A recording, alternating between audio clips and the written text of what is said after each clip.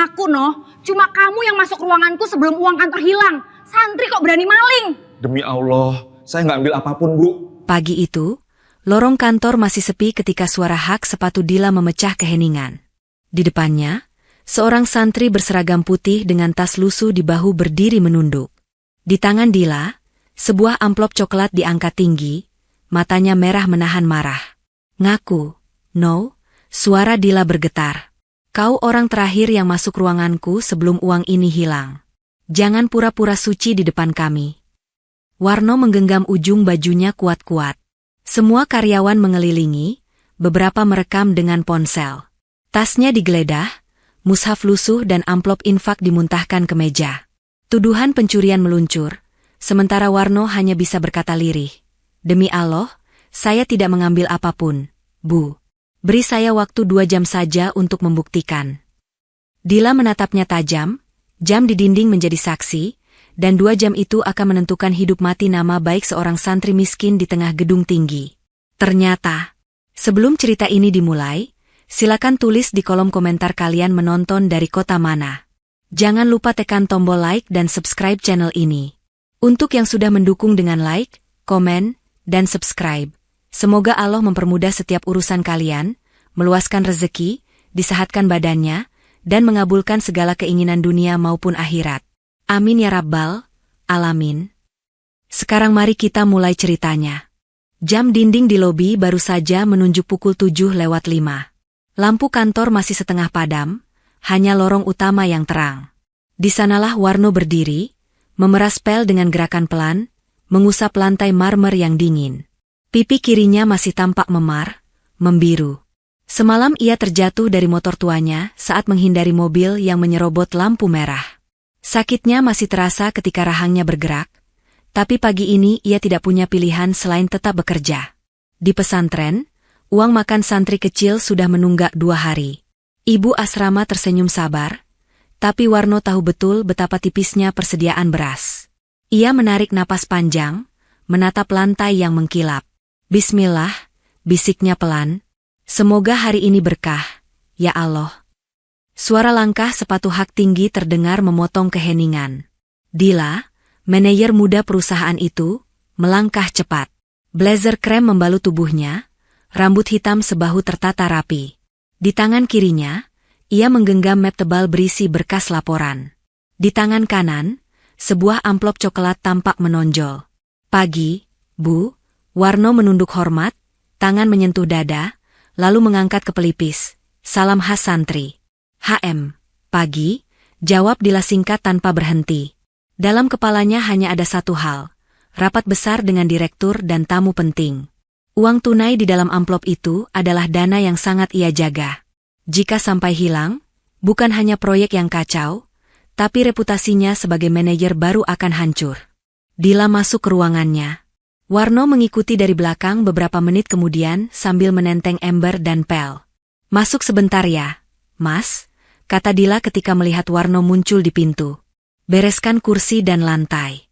Jam 8 ruang ini harus siap. Iya, Bu, jawab Warno. Ia menata kursi, merapikan kabel, mengelap meja. Di sudut ruangan, Dila membuka laci, memasukkan amplop coklat, lalu menguncinya. Suara kunci kecil berputar terdengar jelas di telinga Warno, namun ia menunduk, berpura-pura sibuk dengan kain lap di tangannya. Sejak kecil, ia diajarkan, jangan terlalu lama menatap sesuatu yang bukan milikmu, apalagi uang. Saat Dila keluar untuk mengecek ruang rapat utama, Warno mengepel lantai ruangannya. Ia mencium wangi parfum yang agak berbeda dari biasanya, lebih tajam dan asing, seperti baru saja ada orang lain yang berada di ruangan yang sama. Ia menoleh ke pintu, kosong. Mungkin hanya wangi tamu yang lewat tadi, pikirnya. Selesai, Warno pamit. Bu, saya ke lorong dulu, ya. Iya, terima kasih, jawab Dila sambil lalu, matanya tetap tertuju ke layar laptop. Warno keluar, berjalan menuju musala kecil di ujung koridor. Di tengah jalan, langkahnya terhenti. Di lantai dekat pintu musala, ia melihat satu kartu kecil berbentuk persegi panjang, menggantung pada tali lanyard. Ia memungutnya. Nama Dila tertulis di plastik bening itu. Wah, Kartu akses Budila jatuh. Gumamnya. Tanpa banyak pikir, ia membawa kartu itu ke meja resepsionis. "Mbak, ini tadi saya nemu di dekat musala," katanya. "Kartu Budila, kalau beliau cari, tolong bilang saya titip di sini."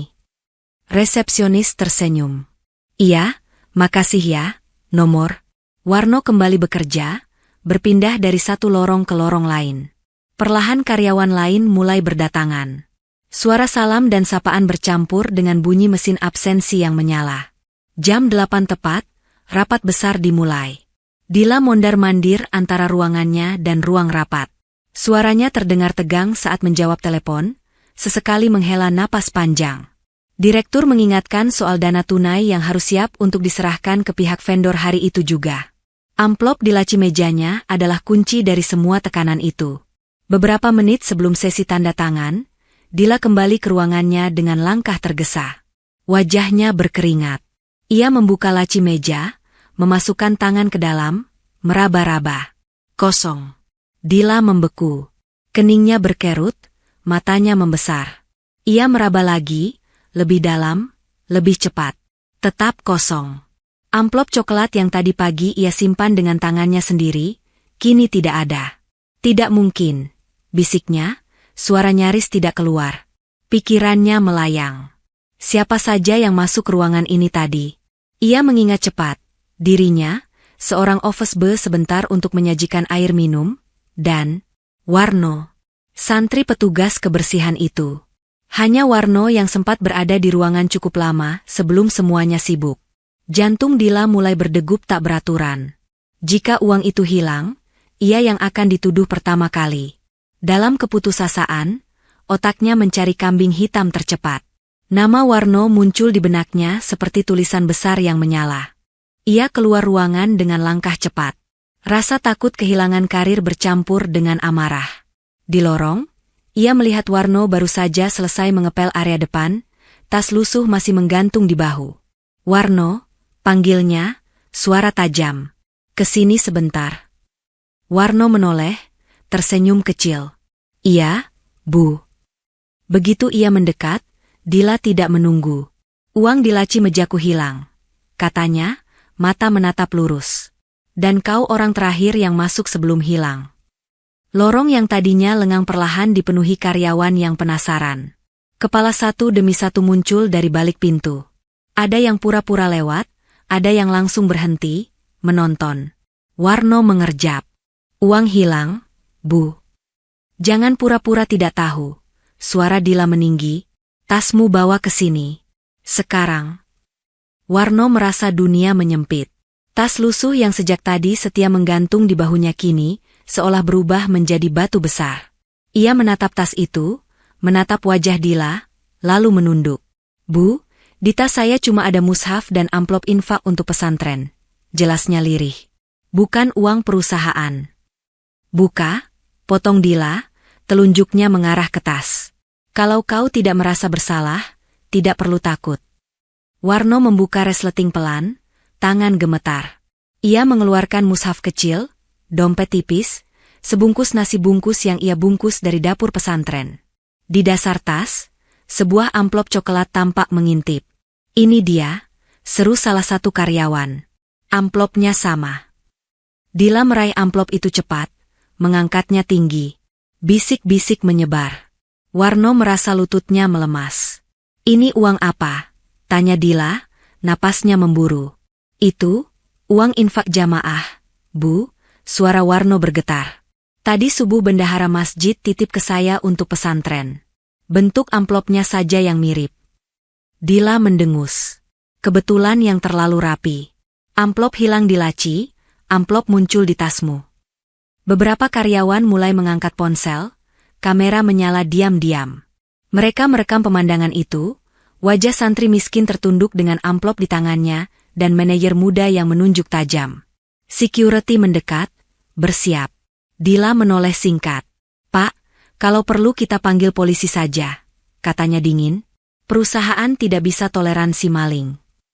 Mendengar kata itu, Warno seperti disambar petir. "Bu, jangan, Bu," katanya tergagap. "Demi Allah saya tidak berani mencuri." Saya cuma ingin kerja halal. Dila menatapnya, mata penuh curiga. Kalau begitu buktikan. Tapi aku tidak punya banyak waktu. Direktur sedang menunggu.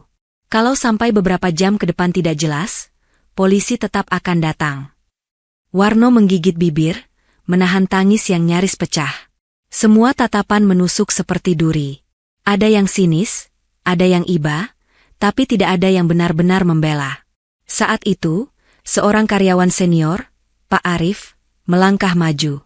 Bu Dila, ucapnya pelan, mungkin beri dia sedikit waktu. 2 jam saja. Kalau ia bersalah, biar polisi yang urus. Kalau tidak, setidaknya kita tidak menuduh orang tanpa memberi kesempatan. Lorong hening. Semua menunggu jawaban Dila. Ia menatap Warno lama. Di satu sisi, ia takut pada direktur dan kemarahan atasan. Di sisi lain, kata-kata Pak Arif menyentuh sesuatu yang masih hidup di hatinya. Baik, akhirnya Dila berkata, kau punya waktu 2 jam, Warno. 2 jam dari sekarang. Cari bukti bahwa kau tidak menyentuh uang di laci mejaku. Ia mendekat, menatap tepat ke mata Warno. Kalau 2 jam itu lewat dan tidak ada apa-apa, lanjutnya pelan tapi tajam, aku sendiri yang akan menyerahkanmu ke polisi. Jam dinding di ujung lorong berdetak. 2 jam untuk harga diri. 2 jam untuk nama baik. 2 jam yang terasa lebih menakutkan daripada sisa hidup yang belum tentu panjang. Warno menunduk. Insya Allah, saya akan coba, Bu. Ia menggenggam tas lusuhnya lebih erat, lalu melangkah pergi. Di belakangnya, tatapan tajam dan kamera ponsel mengikuti. Di depan, koridor panjang mengarah ke tempat yang belum ia tahu, tapi di sanalah kebenaran sedang menunggu ditemukan. Lorong kaca di lantai 3 kini penuh langkah tergesa. Lantai yang tadi berkilau karena pel Warno seakan berubah menjadi panggung penghakiman. Di kiri kanan, dinding kaca memantulkan bayangan orang-orang yang berdiri melingkar, sebagian menaruh tangan di dada, sebagian memeluk laptop seolah sedang menonton drama gratis. Warno berdiri di tengah lingkaran itu. Tas lusuhnya sudah terbuka, isi perutnya terpampang di meja kecil. Mushaf lusuh, dompet tipis, nasi bungkus dengan karet yang hampir putus, dan amplop coklat yang kini berada di tangan Dila. Telunjuk Dila mengarah tepat ke dada Warno. Wajahnya menegang, mata menyipit, rahang mengeras.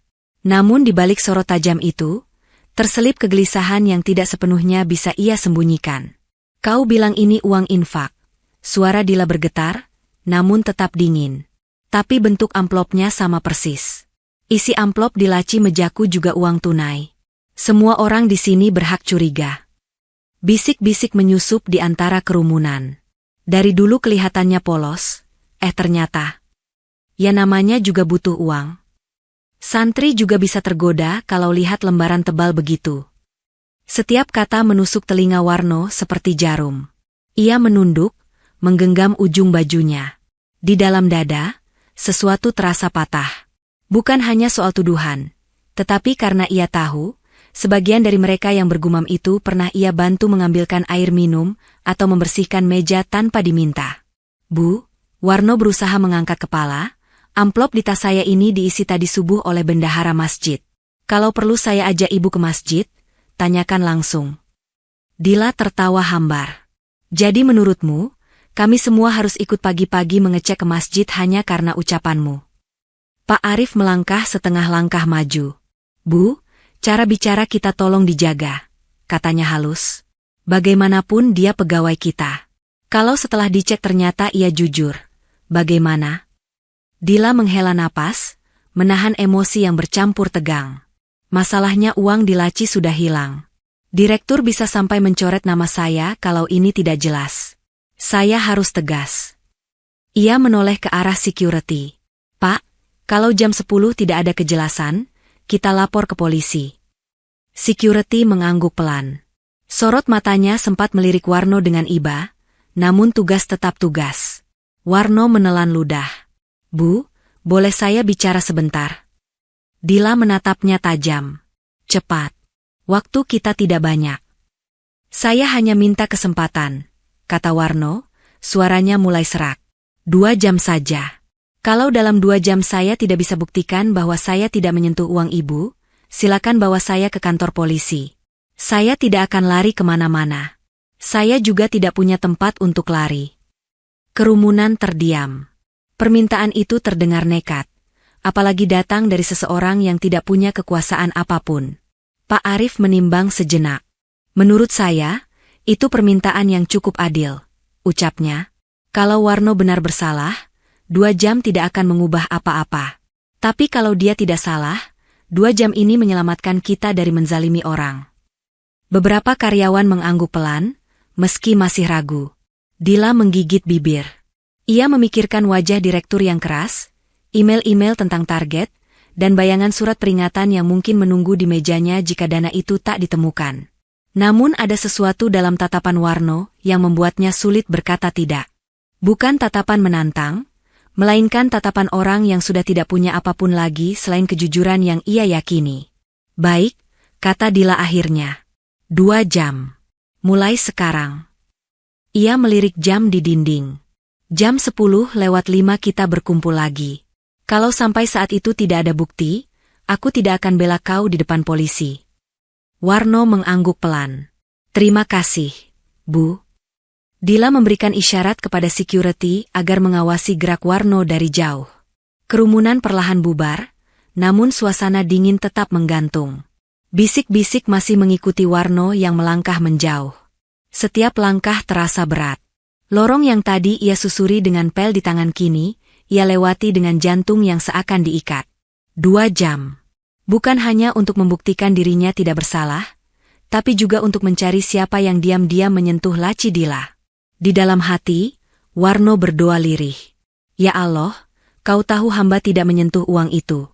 Tunjukkan jalan bagi hamba yang bodoh ini untuk menemukan kebenaran. Ia tidak tahu harus mulai dari mana.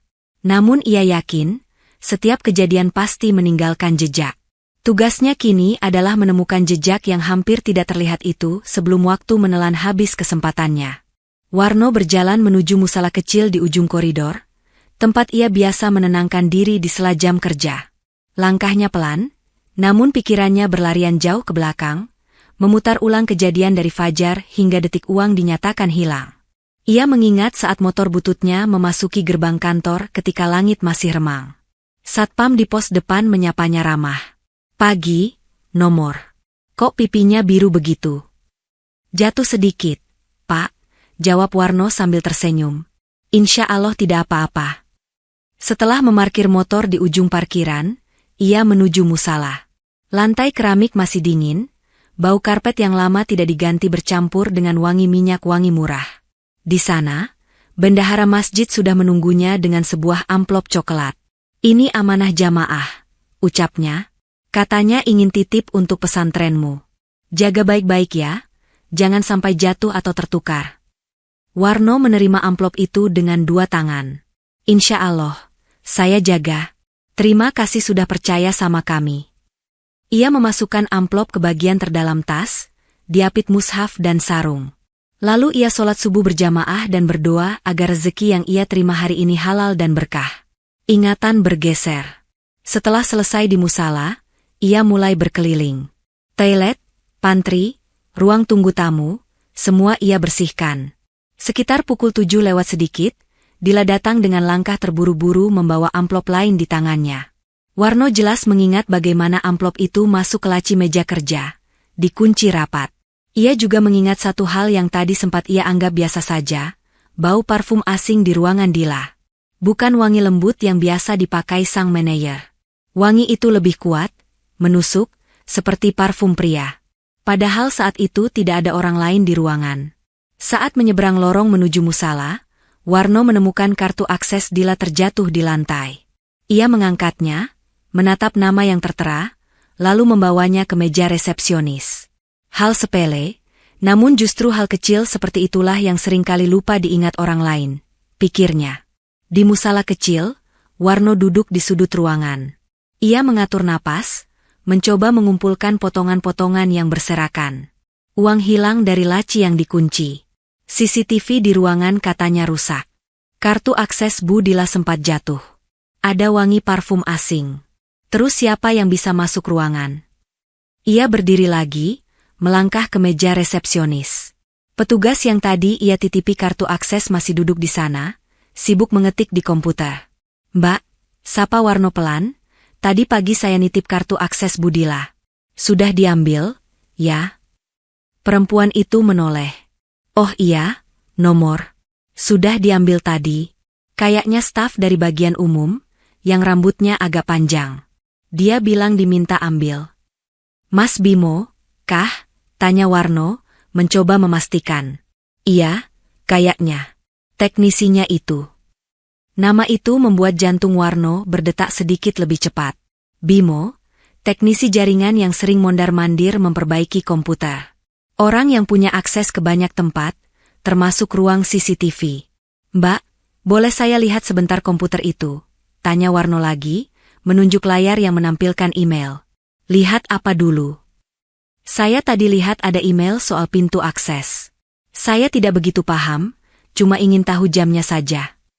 Resepsionis menoleh ke kiri kanan, memastikan tidak ada atasan di sekitar, lalu menggeser kursi agar Warno bisa melihat layar. Di sana tertulis notifikasi sistem yang mencatat setiap pintu penting ketika dibuka. Ada deretan angka jam dan kode pengguna. Mata Warno menelusuri angka-angka itu. Ia menemukan satu baris yang jamnya sangat dekat dengan waktu hilangnya uang.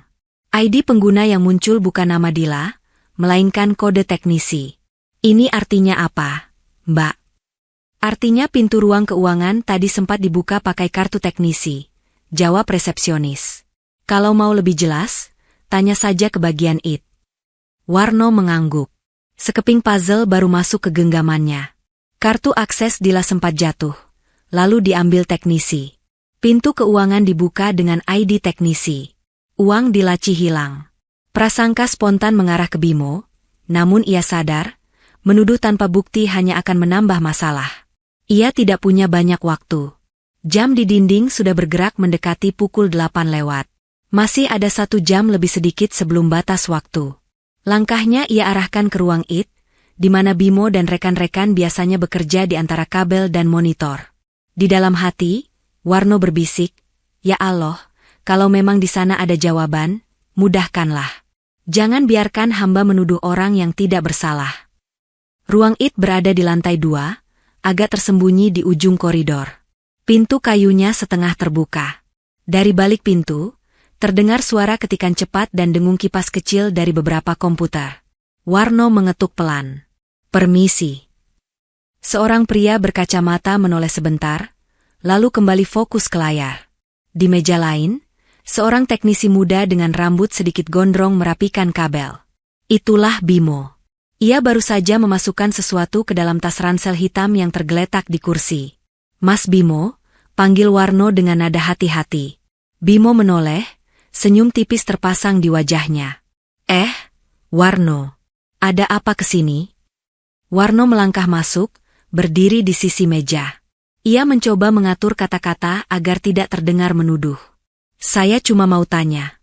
Tadi Mbak resepsionis bilang, Mas yang ambil kartu akses Budila yang saya titipkan, ya?" "Oh itu," Bimo tertawa pendek. "Iya. Budila lupa jatuhin dekat musala, kan?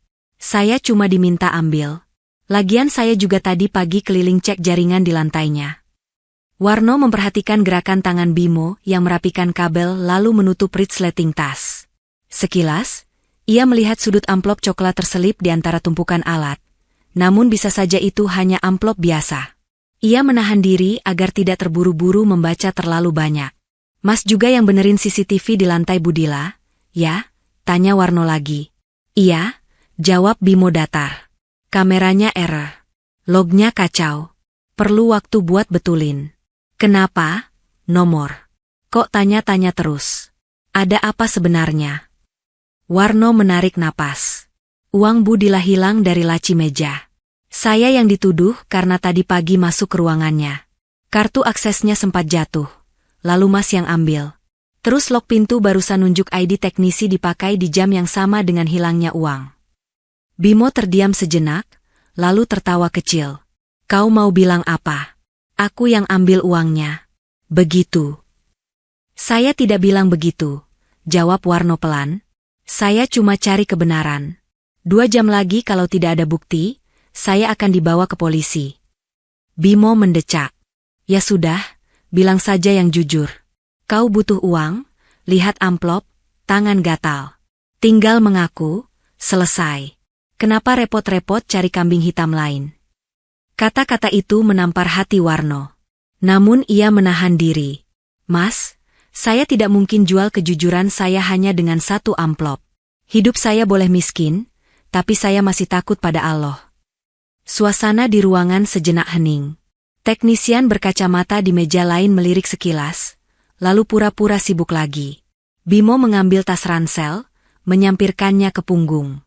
Dengar ya, no, katanya. Di kantor ini, yang penting bukan siapa yang benar, tapi siapa yang punya bukti dan suara lebih keras. Kau cuma petugas kebersihan.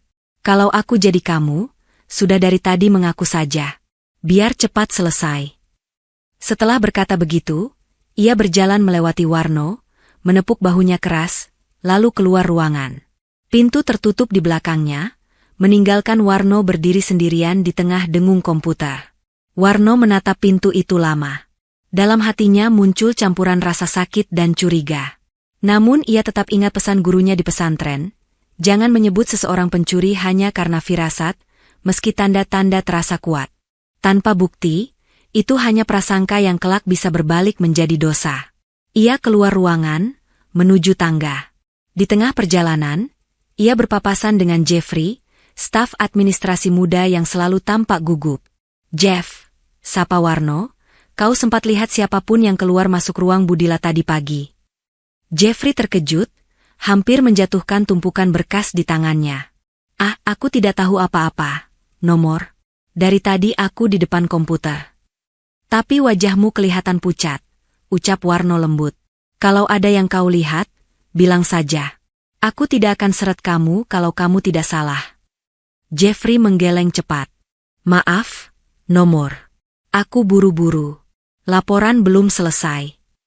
Ia berjalan tergesa, meninggalkan Warno dengan tanda tanya baru. Waktu terus berkurang. Jarum jam seakan berlari. Warno menyadari, ia membutuhkan lebih dari sekadar lock pintu dan firasat. Ia butuh sesuatu yang bisa dibaca siapapun tanpa perdebatan. Langkahnya berbalik menuju musala. Di sanalah ia merasa paling dekat dengan jawaban, meski secara logika tidak masuk akal. Ia memilih duduk di sajadah, bersandar pada dinding, lalu memejamkan mata. Di tengah keheningan itu, ia hanya punya satu kalimat permohonan. Ya Allah, kalau memang Bimo atau orang lain yang mengambilnya, tunjukkan jalan yang tidak merugikan siapapun yang tidak bersalah. Dan kalau engkau justru ingin membuka aib hamba sendiri, maka jangan biarkan hamba berdusta sedikitpun. Setelah beberapa menit menenangkan diri di musala, Warno melihat Asep, staf IT yang sering ia temani sholat, baru saja selesai memeriksa sound system. Asep menutup panel kecil di dinding, lalu merapikan kabel. Kang Asep, panggil Warno pelan. Asep menoleh dan tersenyum. Warno, wajahmu tegang sekali. Ada apa? Warno menceritakan semuanya. Dari uang yang hilang, tuduhan Dila, sampai lock pintu yang ia sempat lihat di ponsel resepsionis. Wajah Asep yang biasanya santai mendadak serius. Berarti kau dituduh berdasarkan siapa yang terakhir masuk ruangan, ya? Ujar Asep. Iya, Kang. Padahal kartu akses Bu Dila sempat jatuh dan diambil orang. Terus lock pintu nunjuk ID teknisi. Saya curiga, tapi saya tidak punya bukti kuat. Asep mengangguk pelan. Kalau soal lock pintu, kita bisa cek di komputer kantor. Data detailnya ada di sistem.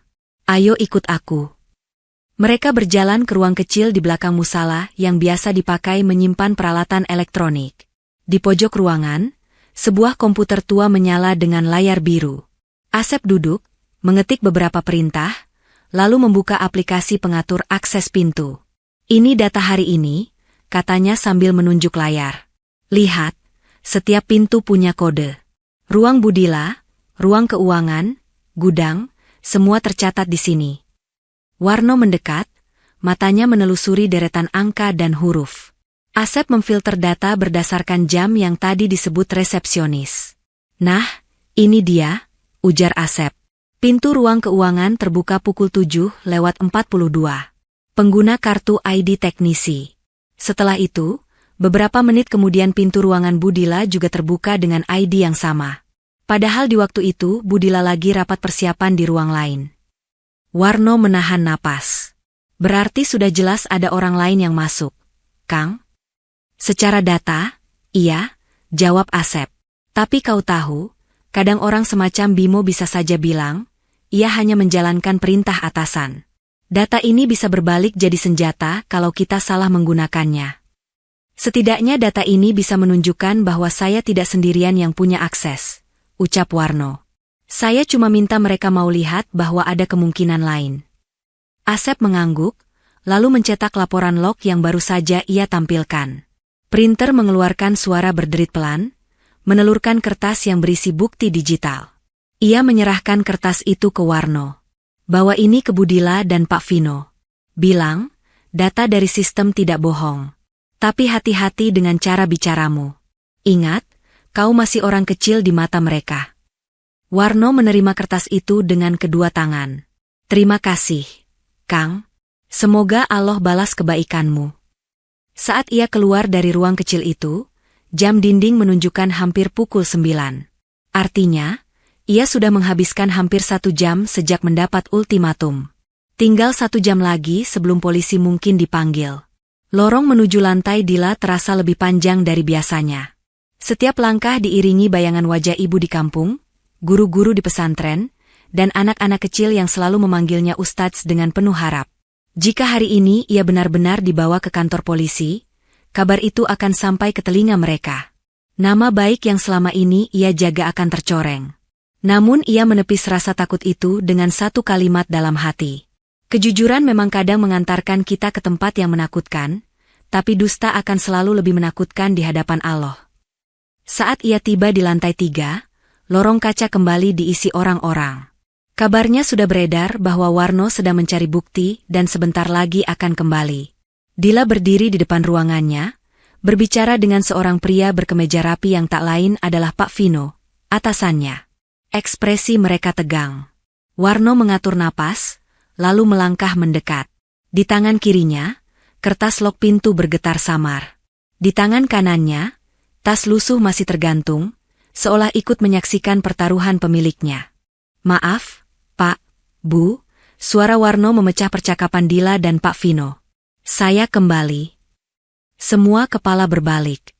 Di mata sebagian orang, ada rasa ingin tahu apakah santri miskin itu berhasil membuktikan sesuatu atau hanya akan menambah alasan untuk dicemooh. Pak Vino menatapnya dari ujung kepala sampai ujung kaki. Kau sudah gunakan waktumu dengan baik, Warno. Saya berusaha, Pak, jawab Warno pelan. Saya tidak pintar, tapi saya cari orang yang mengerti sistem di gedung ini. Ia mengulurkan lembaran log pintu. Dila menerimanya, alisnya berkerut saat membaca deretan angka dan ID pengguna. Ini laporan dari sistem akses pintu, jelas Warno. Dari sini terlihat, pintu ruang keuangan dan ruang ibu sempat dibuka dengan ID teknisi pada jam uang hilang. Padahal saat itu ibu sedang rapat di ruang lain. Pak Arif yang berdiri tidak jauh dari situ mendekat, ikut mengamati. Pak Vino mengambil kertas dari tangan Dila, memperhatikan dengan lebih seksama. Ini sama dengan laporan yang biasa saya terima tiap minggu, kata Pak Vino. Tetapi baru kali ini saya lihat ada kombinasi ID seperti ini. Dila menggigit bibir. Artinya ada orang lain yang menggunakan kartu aksesku atau kartu teknisi untuk masuk ke ruanganku, Pak. Begitu tampaknya, jawab Pak Vino datar. Namun data ini memang menunjukkan bahwa Warno bukan satu-satunya yang punya peluang. Bukan berarti ia pasti bebas dari sangkaan, tapi kita tidak bisa lagi hanya berpegang pada fakta dia orang terakhir yang terlihat di ruangan. Sebagian karyawan mulai berbisik. Ada yang tampak kecewa karena drama yang mereka tonton tidak berakhir secepat itu. Ada juga yang diam-diam senang karena kebenaran tampaknya mulai bergeser. Pak Vino menoleh pada security. Di mana teknisi itu, Bimo? Security mengangkat bahu. Tadi kami lihat dia sebentar di ruang IT. Pak, sekarang sepertinya tidak ada. Teman-temannya bilang ia pamit keluar sebentar. Pak Vino mengernyit. Keluar sebentar di jam begini, ketika kantor sedang ramai masalah. Ia menatap Dila. Kita perlu bicara dengan teknisi itu. Suruh security cek ke parkiran dan pintu keluar. Jangan sampai ada yang meninggalkan gedung tanpa alasan jelas. Security bergegas turun melalui lift. Dila memandangi Warno lama. Di matanya, prasangka yang tadi hitam pekat mulai memudar, digantikan keraguan. "Kau dapatkan laporan ini dari mana?" tanyanya. "Dari Kang Asep," jawab Warno jujur. "Staf IT yang sering bantu urus suara di musala. Saya ceritakan masalahnya, dan dia cek di komputer. Saya cuma pegang kertasnya." "Berarti kau tidak sendirian," sela salah satu karyawan dengan nada menyindir. "Bisa saja ini permainan kalian berdua." Suara itu membuat beberapa orang mengangguk ragu. Warno merasa dadanya ditusuk lagi. "Saya tidak punya kepentingan main-main dengan uang perusahaan," jawabnya. "Saya hanya ingin nama saya bersih. Kalaupun nanti terbukti saya salah, saya siap terima hukuman, tapi bukan karena fitnah." Suasana memanas lagi. Namun sebelum perdebatan melebar, suara dari Hendy Talkie Security terdengar. "Pak, Bimo terlihat di parkiran bawah," lapor suara di seberang. "Dia bawa tas ransel besar dan sepertinya sedang menuju pintu keluar. Perlu kami tahan." Pak Vino menatap Dila sekilas, lalu mengangguk. "Tahan. Periksa tasnya. Kami turun sekarang." Kerumunan yang tadi hanya menjadi penonton kini bergerak bersama. Dila, Warno, Pak Vino, dan beberapa karyawan mengikuti security ke parkiran. Drama yang tadi terjadi di lorong kaca kini siap berpindah ke lantai bawah. Waktu 2 jam yang tadinya terasa menekan kini seolah mendorong sebuah pintu besar yang bersiap terbuka. Di antara langkah-langkah terburu, Warno berbisik dalam hati, "Jika ini jalan yang kau tunjukkan, ya Allah, jangan biarkan aku melenceng sedikit pun.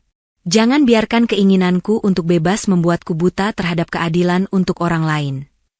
Parkiran bawah tanah dipenuhi suara deru mesin mobil dan bau asap. Lampu neon memantulkan cahaya ke dinding beton, menciptakan bayangan panjang orang-orang yang berjalan cepat. Di dekat pintu keluar, Bimo berdiri dengan tas ransel hitam yang menggantung di satu bahu. Wajahnya terlihat gelisah, namun ia berusaha menutupinya dengan senyum tipis saat 2 security menghampiri. "Ada apa, Pak?" tanya Bimo, pura-pura bingung. "Kami dapat instruksi memeriksa tas semua pegawai yang keluar di jam ini," jawab salah satu security. "Ada laporan kehilangan uang." Bimo tertawa hambar. "Saya teknisi. Tas saya cuma isi kabel dan obeng. Kalau satu persatu teknisi diperiksa setiap hari, kantor ini tidak akan maju." Peraturan dari atasan, security tetap tenang. "Tolong buka tasnya." Bimo menghela napas keras, lalu menurunkan tas dan membuka resleting dengan gerakan agak kasar. Kabel, obeng, dan beberapa peralatan memang terlihat di bagian atas. Namun ketika security menyibak lebih dalam, sebuah amplop coklat muncul di antara tumpukan peralatan. Amplop itu tebal. Sangat mirip dengan amplop dari laci Dila. Jantung Warno melompat. Dila menutup mulutnya, menahan napas. "Apa ini?" tanya security. Bimo mengangkat bahu. "Itu uang fee dari klien. Saya cuma disuruh bawa." "Klien mana?" selidik Pak Vino yang baru saja tiba. "Ya adalah," jawab Bimo menghindar. "Saya tidak hafal namanya. Saya hanya teknisi, bukan bagian keuangan." Dila melangkah maju, matanya tidak lepas dari amplop. Di sudutnya ada tulisan kecil dengan pulpen hitam, tanda yang tadi pagi ia buat sendiri untuk membedakan amplop itu dari yang lain. "Itu amplop dari ruanganku," kata Dila lirih. Kerumunan bergemuruh pelan. Bimo menoleh tajam. "Bu, jangan asal tuduh," katanya cepat. "Saya cuma menjalankan tugas. Bukankah pagi tadi saya dipanggil ke ruangan ibu untuk cek CCTV? Ibu bisa saja lupa bahwa ibu sendiri yang menyuruh saya menyimpan uang ini sementara." Dila terkejut, mulutnya terbuka namun tak ada kata yang keluar. Tuduhan itu berbalik arah, mengarah kepadanya. "Tidak," jawab Dila setelah beberapa detik. Suaranya sedikit bergetar. "Aku tidak pernah menyuruhmu mengambil uang dari laci. Aku bahkan baru tahu uang itu hilang ketika akan dipakai. Kalau begitu siapa yang mengizinkan saya masuk ruang ibu dan ruang keuangan?" Bimo bersikeras. "Saya hanya teknisi. Mana berani saya bergerak tanpa perintah atasan." Beberapa karyawan saling pandang. Di kepala mereka, skenario baru muncul. Bagaimana jika ini permainan antara Bimo dan Dila? Bagaimana jika Warno hanya dijadikan tumbal sementara? Warno merasakan udara di sekitarnya mengental. Ia mengenali situasi ini, mirip dengan saat dirinya dituduh tadi pagi. Segala sesuatu yang belum jelas dikunci dengan prasangka. Hanya saja kali ini korbannya adalah orang yang tadi mengangkat telunjuk ke wajahnya. Matanya mencari sosok lain yang sejak tadi ia curigai. Di antara kerumunan, Jeffrey berdiri agak di belakang, wajahnya pucat, tangan bergetar memegang ujung kemeja. Ada sesuatu di mata Jeffrey yang seperti ingin keluar namun tertahan. Pak Vino menghela napas, lalu menatap Bimo tajam. Baik, kita tidak akan menyelesaikannya di parkiran. Kita ke ruang rapat. Kita buka semua di sana. Amplop ikut kami. Security mengambil amplop dari tas Bimo dan menyerahkannya kepada Pak Vino. Mereka semua bergerak kembali ke atas. Bimo berjalan dengan kepala tegak, seolah yakin kata-katanya cukup kuat untuk menggoyahkan kebenaran. Warno berjalan di belakang, sejajar dengan Jeffrey. Kau lihat sesuatu, Jeff? Bisiknya pelan. Jeffrey menggigit bibir. Aku tidak tahu apa-apa, jawabnya, tapi matanya basah. Kau tidak perlu lindungi aku, ucap Warno. Kalau kau bersuara, itu bukan untuk menyelamatkan aku saja, tapi juga untuk menyelamatkan orang lain dari fitnah yang lebih besar. Jeffrey menunduk semakin dalam, namun belum ada kata yang berani keluar. Pengakuan itu tersangkut di tenggorokan, terhimpit antara rasa takut kehilangan pekerjaan dan rasa bersalah kepada Allah. Di koridor menuju ruang rapat, Warno merasakan satu hal. Kebenaran sudah sangat dekat. Tetapi bisa saja batal muncul jika orang yang memegang kunci tetap memilih diam. Sebelum masuk ruang rapat, Warno berpamitan sebentar kepada Pak Arif. Pak, boleh saya ke musala sebentar saja, ucapnya. Pak Arif mengangguk. Silakan, nomor. Asal tidak kabur saja, candanya lembut. Saya mau kabur ke sajadah, Pak, jawab Warno, berusaha tersenyum. Musala kecil itu sepi. Hanya ada suara kipas angin yang berputar pelan dan aroma karpet yang menyimpan jejak kening orang-orang yang pernah sujud di atasnya. Warno meletakkan tas di sudut ruangan, lalu mengambil air wudhu. Air dingin menyentuh wajah, menghapus sisa air mata yang tadi sempat tertahan. Ia berdiri, mengangkat takbir, lalu ruku dan sujud dengan hati yang berat. Di sujudnya yang panjang, ia mengadu kepada Allah. Ya Allah, Engkau lebih tahu apa yang terjadi daripada mata dan telinga kami. Jika memang Bimo dan siapapun di balik ini bersalah, bukakanlah jalan agar mereka kembali kepada kebenaran, bukan untuk dipermalukan semata. Jika aku yang Engkau kehendaki menjadi penebus kesalahan orang lain, berikanlah aku kesabaran. Jangan biarkan aku berdusta seujung kuku pun. Air mata menetes ke sajadah, terserap ke serat kain. Warno merasakan dadanya sedikit lapang setelah mencurahkan semua isi hati. Saat ia duduk bersimpuh, pandangannya jatuh pada sebuah komputer tua di sudut musala. Komputer itu masih menyala, layar menampilkan halaman sistem CCTV gedung. Asep tampaknya lupa menutupnya setelah tadi mengecek. Beberapa kotak kecil memperlihatkan sudut-sudut gedung, sebagian hitam karena kamera rusak, sebagian lain masih aktif. Salah satu kotak menampilkan parkiran bawah tanah. Rekaman beberapa menit lalu masih bisa diputar ulang. Warno mendekat, menekan tombol kecil play yang ia ketahui fungsinya dari Asep. Di layar, ia melihat Bimo berjalan tergesa menuju pintu keluar dengan tas ransel. Terlihat jelas bagaimana ia menoleh ke kanan kiri, meyakinkan diri bahwa tidak ada yang memperhatikan. Lalu ia membuka tas, memeriksa amplop coklat di dalamnya, menutup kembali, dan melangkah lebih cepat. Warno menahan napas. Rekaman itu jauh lebih kuat daripada lock pintu. Gambar bergerak yang bisa dilihat siapapun tanpa perlu ahli membaca data. Sebuah cermin yang memantulkan niat tersembunyi. Aku harus tunjukkan ini, gumamnya. Saat ia hendak menutup rekaman, pintu musala terbuka pelan. Jeffrey masuk. Wajahnya masih pucat. No, panggilnya setengah berbisik. Mereka lagi kumpul di ruang rapat. Pak Vino minta semua yang terkait ikut. Kau dicari. Warno menoleh. Jeff, aku baru saja lihat rekaman CCTV di sini. Bimo terlihat membawa amplop di parkiran. Kau tahu soal ini? Jeffrey menggigit bibir, matanya berkaca. Pagi tadi, suaranya gemetar, Bimo datang ke mejaku. Dia pegang kartu akses Budila. Dia bilang diminta cek sesuatu di ruang keuangan. Dia minta aku berdiri di depan pintu dan bilang ruangan sedang dicek jaringan kalau ada yang datang. Waktu dia keluar, dia bawa amplop coklat. Aku lihat sendiri, tapi aku diam. Kata-kata itu keluar terbata. Setiap suku kata seperti menambah beban di bahunya sendiri. Kenapa kau diam? Tanya Warno, tanpa nada marah. Aku takut, jawab Jeffrey. Bimo bilang kalau aku buka mulut, aku akan dibikin ikut terlibat. Dia bilang semua akan percaya aku bagian dari rencana. Warno menghela napas panjang.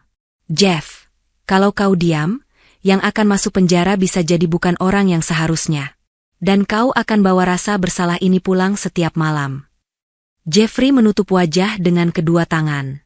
Aku tidak sanggup lihat kau dibawa polisi, nomor. Tapi aku juga takut kehilangan pekerjaan. Orang tuaku di kampung butuh kiriman tiap bulan. Warno mendekat, menepuk bahu Jeffrey pelan. Kita semua takut. Tapi kebenaran butuh satu orang saja yang berani memulai. Setelah itu, Allah yang akan jagai. Musala hening sesaat. Hanya suara kipas yang terus berputar. Akhirnya Jeffrey menurunkan tangannya, menatap Warno dengan mata merah. Baik, katanya, suara masih lirih. Aku akan bicara. Tapi tolong, kalau nanti mereka marah, jangan biarkan aku sendirian. Warno tersenyum tipis. Kita sama-sama berdiri di depan kebenaran. Tidak ada yang sendirian kalau Allah bersama. Mereka berdua meninggalkan musala, membawa dua hal yang sangat penting.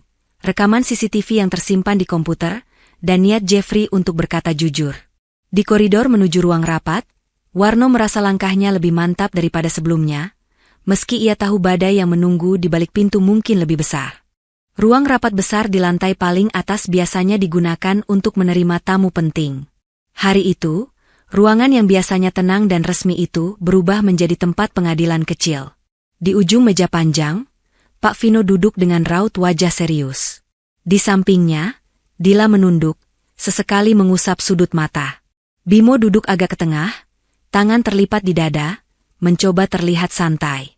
Di sisi lain, beberapa karyawan yang sejak pagi mengikuti kejadian duduk dengan ekspresi campuran antara tegang dan penasaran. Warno dan Jeffrey masuk paling akhir, ditemani Pak Arif. Begitu mereka duduk, Pak Vino membuka pembicaraan. Baik, ucapnya datar. Hari ini terjadi hal yang sangat serius. Uang perusahaan dalam jumlah besar sempat hilang dari laci manajer. Dugaan awal mengarah ke Warno, karena dia orang terakhir yang terlihat di ruangan. Namun setelah beberapa fakta muncul, dugaan itu beralih ke Bimo. Saya ingin semua yang punya informasi membuka mulut di sini, tanpa ada yang ditutup-tutupi. Ia menatap Bimo. Tasmu sudah kami periksa. Uang yang ada di amplop cocok dengan jumlah yang seharusnya ada di laci Dila. Apa yang ingin kau jelaskan? Bimo mengangkat dagu. Saya hanya menjalankan perintah. Tadi pagi saya dipanggil Budila untuk mengecek CCTV dan jaringan di lantainya. Dia bilang ada dana proyek yang harus disimpan sementara, takutnya ada audit mendadak. Dia minta saya menyimpan amplop itu di tempat lain dulu sampai ada tanda aman. Dila mengangkat kepala, mata melebar. Itu bohong, serunya. Aku tidak pernah bilang begitu. Aku bahkan tidak tahu kau masuk ruanganku kecuali untuk cek CCTV. Dan aku tidak pernah menyuruhmu menyentuh laci. Bimo menatap Pak Vino. Pak, saya hanya teknisi. Mana berani saya menyentuh uang perusahaan tanpa perintah. Kalau sampai saya berani, berarti ada yang menjanjikan saya sesuatu. Kalimat itu menggantung, seolah mengarahkan kecurigaan lagi ke Dila. Beberapa karyawan menatap sang manajer muda dengan pandangan berubah. Pak Vino mengetuk meja pelan. Tenang. Kita tidak akan menyimpulkan hanya dari kata-kata. Ia menoleh ke Warno. Kau bilang Asep punya data log pintu dan rekaman CCTV. Mana orangnya? Asep yang duduk di deretan belakang berdiri. Saya di sini, Pak. Silakan jelaskan dengan bahasa sederhana, pinta Pak Vino. Asep maju ke depan, menyalakan proyektor. Di layar muncul halaman sistem akses pintu yang tadi ia buka. Ia menunjuk satu baris data. Di sini terlihat pintu ruang keuangan dan ruang Budila terbuka di jam yang sama dengan hilangnya uang. Pengguna yang tertera adalah ID teknisi jaringan. ID milik Bimo, sela Pak Vino. Betul, Pak, jawab Asep. Sementara di waktu itu, menurut jadwal, Budila sedang berada di ruang rapat. Jadi kalau Bimo bilang hanya menjalankan perintah itu tidak tercatat di sistem apapun. Hanya di ucapannya sendiri. Bimo mulai gelisah, namun masih mencoba bertahan. Log bisa diatur. Orang IT seperti Asep bisa rekayasa data dengan mudah. Asep menghela napas. Kalau saya rekayasa, saya yang pertama kali kena audit, Mas. Lagi pula, saya tidak punya alasan menjebak kamu atau Warno. Saya hanya tunjukkan apa yang terekam. Pak Vino mengangguk. Selain log pintu, ada bukti lain. Warno mengangkat tangan pelan. Pak, boleh saya? Silakan, Warno, izinnya. Warno memandang ke arah Asep. Kang, bisa tampilkan rekaman CCTV parkiran yang tadi kita lihat. Asep membuka folder rekaman. Di layar, muncul video ketika Bimo berjalan di parkiran dengan tas ransel. Gerakannya jelas. Tas dibuka, amplop dicek, tas ditutup lagi. Lalu ia menoleh kanan kiri seolah memastikan tidak ada yang melihat. Ruang rapat sunyi. Tidak ada yang berani mengeluarkan suara. Masih mau bilang ini klien yang tidak kau kenal namanya? Tanya Pak Vino pelan. Dahi Bimo berkeringat. Saya cuma mengambilnya dulu supaya aman. Saya takut uang itu dilarikan pihak lain. Saya mau lapor, tapi keburu dipanggil ke tempat lain. Kebohongan itu begitu tipis. Semua orang dapat melihatnya. Namun sebelum Pak Vino menekan lebih jauh, Jeffrey berdiri. Tangannya gemetar, tapi matanya berusaha mantap. Pak, saya ingin bicara, katanya. Pak Vino menoleh. Silakan, Jeffrey. Jeffrey menelan ludah. Pagi tadi, sebelum uang hilang, Bimo datang ke mejaku. Dia pegang kartu akses Budila. Dia bilang Budila minta dia mengecek ruangan keuangan. Dia minta saya berdiri di depan pintu dan bilang ke siapapun yang datang bahwa ruangan sedang dicek jaringan. Setelah beberapa menit, dia keluar sambil membawa amplop coklat. Waktu saya tanya itu apa, dia bilang urusan atasan, saya tidak usah tahu. Saya diam karena takut dianggap ikut terlibat. Air mata menetes di pipinya. Jeffrey menunduk, menutup wajah. Jadi sekarang, lanjutnya, kalau saya tetap diam, saya takut Allah lebih marah dibanding atasan saya di kantor. Pengakuan itu seperti paku terakhir yang menancap di peti kebohongan. Bimo memerah, lalu tiba-tiba berdiri. Kau pengecut, Jeff, teriaknya. Aku sudah bilang kau akan ikut tenggelam kalau buka mulut. Sekarang lihat, kalian semua akan menyeretku ke polisi sementara yang di atasmu bebas tertawa. Pak Vino berdiri. Tidak ada yang tertawa di sini. Yang ada hanya orang-orang yang menahan malu karena sempat menuduh orang yang salah. Ia menatap Bimo lekat. Dengan semua bukti ini, apa kau masih ingin bilang bahwa kau hanya menjalankan perintah? Mulut Bimo bergerak, namun tidak ada lagi kalimat meyakinkan yang keluar. Polisi yang sejak tadi menunggu di depan pintu, dipanggil masuk untuk mengamankan proses berikutnya. Mereka mencatat keterangan, mengamankan amplop, dan meminta Bimo ikut ke kantor untuk pemeriksaan lebih lanjut. Saat Bimo digiring keluar, ia sempat melirik tajam ke arah Warno dan Dila. Namun mata yang paling lama ditatapnya justru mata Jeffrey, seolah ingin menyalurkan seluruh kemarahan yang tersisa. Ruang rapat masih sunyi. Semua orang menahan napas, menyadari satu hal, mereka nyaris menjadikan santri miskin itu sebagai korban, sementara pelaku sebenarnya bersiap kabur dengan tas penuh uang. Setelah polisi membawa Bimo keluar, perhatian semua orang kembali tertuju pada Warno dan Dila. Dua sosok yang sejak pagi saling berhadapan dalam posisi tidak seimbang. Satu berdiri dengan jabatan dan wibawa, satu lagi hanya bersandar pada tas lusuh dan sorot mata yang jujur. Pak Vino duduk kembali, menatap mereka bergantian. Ada satu hal yang mengganggu pikiran saya, katanya pelan. Di tengah tuduhan berganti-ganti, Aku lihat Warno justru membela Budila ketika Bimo mencoba menyeretnya. Beberapa pasang mata mengangguk, mengingat kejadian di parkiran. Saat Bimo menuduh Dila sebagai dalang, Warno adalah orang pertama yang mengatakan itu tidak masuk akal. Pak Arif menyambung. Aku juga dengar dengan jelas. Warno bilang, kalau benar Dila yang menyuruh Bimo, seharusnya dia tidak sekhawatir itu ketika uang hilang. Ia bahkan yang paling aktif mencari. Dila menunduk lebih dalam. Pipinya basah oleh rasa malu. Seorang santri yang tadi ia tuduh tanpa ampun sekarang justru membela namanya di depan semua orang. Pak Vino menatap Warno. Kenapa kau lakukan itu? Padahal jika kau membiarkan tuduhan kepada Dila menguat, fokus mereka akan beralih dan posisimu mungkin lebih aman. Warno menghela napas, lalu menatap Pak Vino dengan tenang. Saya diajarkan di pesantren, Pak, bahwa keburukan orang lain tidak boleh kita tutupi kalau itu menyangkut harta dan hak banyak orang. Tapi saya juga diajarkan bahwa kita tidak boleh menambah-nambah keburukan yang tidak ada.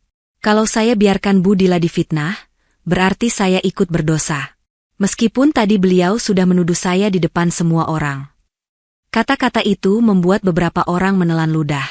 Rasanya seperti ada cermin yang tiba-tiba diletakkan di depan wajah mereka masing-masing. Jadi bagi saya, lanjut Warno, membela beliau bukan karena saya tidak sakit hati, tapi karena saya tidak mau Allah tanya nanti, kenapa saya diam saat tahu seorang hambanya difitnah. Dila menutup wajah dengan kedua tangan. Bahunya bergetar. Rasa bersalah menyusup ke tiap sudut hatinya. Pak Vino mengangguk pelan. Jawabanmu cukup, katanya. Aku rasa kita semua sudah melihat siapa yang paling jujur di ruangan ini. Ia berdiri, menatap seluruh karyawan yang duduk berjajar. Mulai hari ini, aku ingin satu hal berubah di kantor ini. Kita tidak lagi menilai orang hanya dari seragam dan posisinya. Petugas kebersihan, satpam, resepsionis, mereka semua punya kehormatan yang sama dengan manajer dan direktur. Jangan pernah lagi ada penghakiman di lorong, hanya karena seseorang terlihat paling lemah. Setiap kata masuk seperti air dingin ke hati yang panas. Beberapa karyawan menunduk dalam, mengingat bagaimana mereka ikut menonton dan merekam saat Warno dipermalukan. Pak Vino memandang Warno dengan sorot lebih lembut. Atas nama perusahaan, aku menyatakan resmi bahwa kau tidak bersalah. Semua tuduhan padamu dicabut. Kalau kau merasa dirugikan, kau berhak menuntut. Kami siap memberi kompensasi. Warno tertegun. Ia tidak pernah membayangkan sampai ke titik ini. Menuntut. Kata itu terlalu besar untuk ia genggam. Saya tidak tahu harus bagaimana, Pak, jawabnya jujur. Saya hanya ingin bisa bekerja tenang dan nama saya tidak disebut-sebut sebagai pencuri. Kau berhak lebih dari itu, salah satu pimpinan lain. Warno menggeleng pelan. Bagi saya cukup. Pak, kalau ada rezeki lebih, saya hanya minta satu. Kalau boleh, sebagiannya dialihkan untuk beasiswa anak-anak pekerja kecil di sini. Satpam, tukang parkir, petugas kebersihan lain. Kalau masih ada sisa, baru untuk pesantren tempat saya tinggal. Itu saja. Permintaan itu membuat ruangan kembali hening. Dila mengangkat kepala, menatap Warno dengan mata merah. Kenapa kau masih memikirkan orang lain setelah semua yang kami lakukan padamu? Tanyanya pelan. Warno tersenyum tipis. Karena kalau saya cuma balas sakit hati dengan harta, saya tidak akan lebih baik dari orang yang mengambil amplop itu, Bu. Dila menatapnya tanpa berkedip. Di dalam dirinya, sesuatu yang lama tertutup mulai retak. Kesombongan halus yang biasa ia pelihara pelan-pelan, runtuh oleh kalimat sederhana seorang santri yang bahkan tidak punya uang untuk mengganti motornya yang rusak. Sore itu, pengumuman resmi dikirim ke seluruh karyawan melalui email. Isinya singkat, namun cukup membuat semua orang membaca 2 kali. Perusahaan menyatakan saudara Warno tidak bersalah dalam kasus kehilangan dana tunai. Pelaku utama telah diserahkan kepada pihak berwajib. Diharapkan seluruh karyawan menjaga sikap dan tidak melakukan penghakiman sepihak kepada siapapun di lingkungan kantor. Di kafe kecil samping lobi, beberapa karyawan yang tadi pagi sibuk merekam adegan di lorong kini duduk serba salah. Ponsel yang menyimpan video itu terasa berat di tangan mereka. Sebaiknya video ini dihapus saja, gumam salah satu. Yang lain mengangguk cepat. Iya, Malu kalau sampai keluar. Kita kelihatan jahat banget. Satu persatu, mereka menghapus rekaman itu. Bukan hanya karena takut citra perusahaan buruk, tetapi karena nurani mereka sendiri mulai menuntut. Di lantai 3, Warno kembali mengepel lorong kaca. Gerakan tangannya sama seperti pagi tadi, namun suasana hati di sekitarnya berbeda. Orang-orang yang lewat kini menyapa lebih ramah. Mas Warno, maaf ya soal tadi pagi, ucap seorang staf pemasaran. Maaf, no, aku juga ikut nonton dan tidak bela kamu, kata yang lain. Warno tersenyum. Tidak apa-apa, Mas, Mbak. Yang penting sekarang kita sama-sama tahu. Dila berdiri di depan pintu ruangannya, memandangi pemandangan itu. Hatinya masih belum tenang. Ia melangkah mendekat. Warno, panggilnya pelan. Warno menoleh. Iya, Bu. Dila menarik napas dalam-dalam. Di depan karyawan yang masih berkumpul, ia menundukkan kepala. Aku ingin minta maaf. Di tempat yang sama, di lorong ini, aku telah menuduhmu mencuri, menggeledah tasmu di depan semua orang, dan mengabaikan penjelasanmu.